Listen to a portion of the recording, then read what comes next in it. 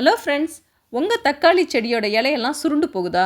அதை பார்த்த உடனே ஐயையோ என் செடிக்கு ஏதோ பெரிய நோய் வந்துருச்சு அப்படின்னு கவலைப்படுறீங்களா? கவலைப்படாதீங்க. எல்லா இலையும் சுருண்டாலும் பெரிய பிரச்சனைன்னு அர்த்தம் கிடையாது.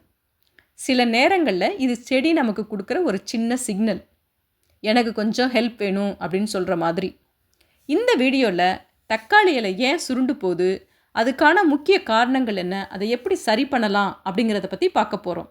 அதனால் வீடியோவை ஸ்கிப் பண்ணாமல் கடைசி வரைக்கும் பாருங்கள். ஸோ ஃபர்ஸ்ட் காரணம் என்ன அப்படின்னா ஹீட் ஸ்ட்ரெஸ். ஆமாங்க, யூகேயில் இந்த சம்மரில் வெயில் ரொம்ப அதிகமாக இருக்குது. சுத்தமாக மழையே இல்லை. அதனால் இந்த நேரத்தில் என்ன பண்ணுதுன்னா தக்காளி செடி அதோட இலையெல்லாம் சுருட்டி அந்த தண்ணி ஆவியாகிறத, அது வெளியே போகிறத குறைக்கிறதுக்கு முயற்சி பண்ணுது.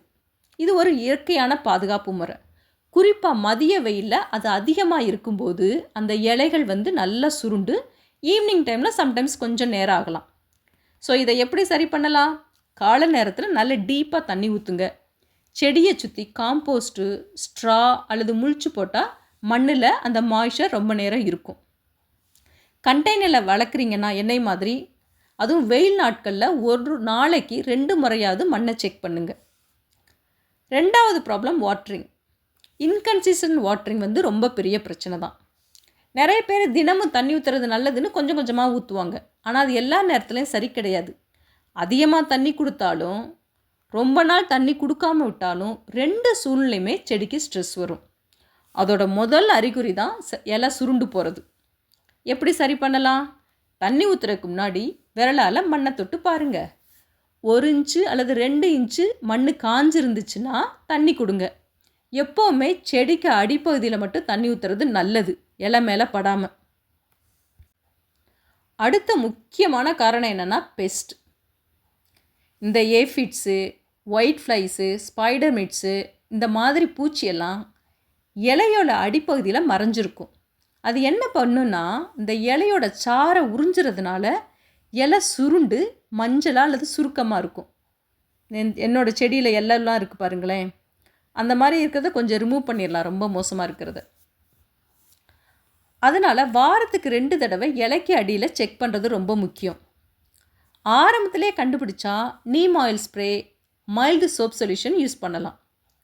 நல்ல ஏர் ஃப்ளோ இருந்தாலும் இந்த பெஸ்ட் அட்டாக் கொஞ்சம் கம்மியாக இருக்கும். அதே மாதிரி அடுத்தது என்னென்னா ஓவர் ப்ரூனிங்.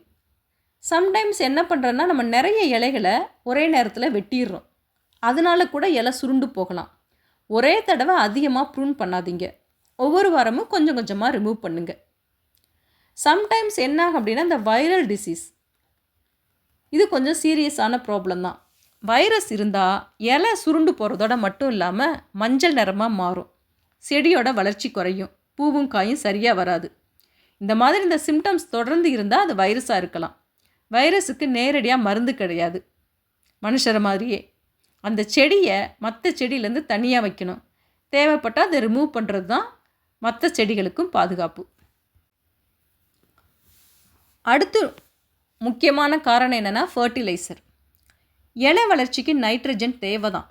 ஆனால் பூவும் காயும் வர ஆரம்பித்த பிறகு நைட்ரஜன் அதிகமாக கொடுத்தீங்கன்னா செடி முழுக்க இலை வளர்ச்சியிலேயே எனர்ஜி செலவழிக்கும். சில நேரங்களில் இலை தடிமனாகி கீழே சுருண்டு போகும். ஸோ அதனால் என்ன பண்ணணும் அப்படின்னா இந்த ஃப்ளவரிங் ஸ்டேஜ் வந்த பிறகு அதிகமாக பொட்டாசியம் ரிச் ஃபீடு கொடுக்கலாம். இந்த வீட்டிலே செய்கிற காம்போஸ்டி, பனானா பீல் பவுடரு அல்லது காம்ஃப்ரிட்டி, இது கூட நல்ல ஆப்ஷன். நான் பெரும்பாலும் ஹோம்மேடு ஃபர்டிலைசர் யூஸ் பண்ணுவேன். நான் எப்போவுமே சொல்கிற மாதிரி செடியை தினமும் 2 நிமிஷமாவது கவனித்து பாருங்கள். செடி பேசாது, ஆனால் இலை, பூ, காய் மூலமாக நமக்கு என்ன பிரச்சனைன்னு சொல்லிக்கிட்டே இருக்கும். அதை ஆரம்பத்திலேயே புரிஞ்சுக்கிட்டோன்னு வச்சுக்கிங்களேன், பெரிய பாதிப்பை ஈஸியாக ப்ரிவெண்ட் பண்ணலாம். உங்கள் தக்காளி செடியில் இலை சுருண்ட பிரச்சனை இருக்கா? அது எந்த காரணத்தினாலன்னு நினைக்கிறீங்க?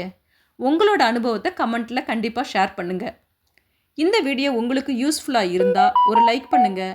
உங்கள் கார்டனிங் நண்பர்களோட ஷேர் பண்ணுங்கள். இன்னும் நிறைய gardening tips, UK garden updates, அது மட்டும் இல்லாமல் ஆர்கானிக் க்ரோயிங் ஐடியாஸ், அந்த மாதிரி விஷயங்களுக்கு லண்டன் மண்ணிலை சேனலை சப்ஸ்கிரைப் பண்ண மறந்துடாதீங்க. Happy gardening. பாய்.